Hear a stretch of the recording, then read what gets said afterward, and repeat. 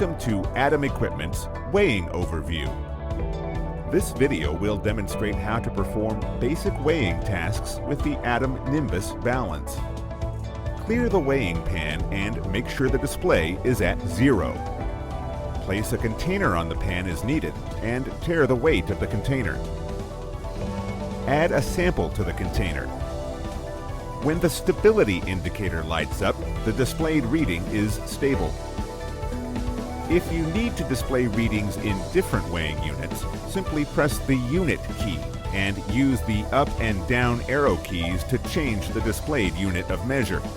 Then press the Setup Enter key to switch to the preferred unit.